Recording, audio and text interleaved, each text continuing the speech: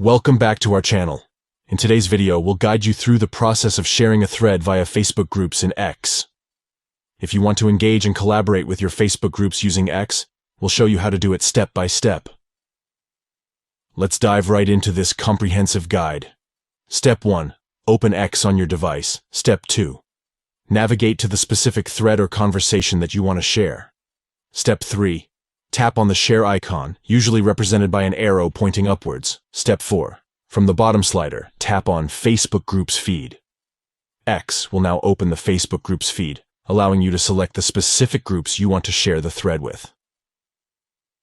By following these simple steps, you can easily share a thread via Facebook Groups in X, making it convenient to collaborate, engage, and share valuable information with your Facebook groups.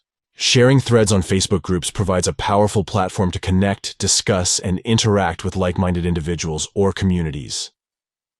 Thank you for watching our full guide on how to share a thread via Facebook groups in X. If you found this video helpful, please consider giving it a thumbs up and subscribing to our channel for more informative tutorials and guides.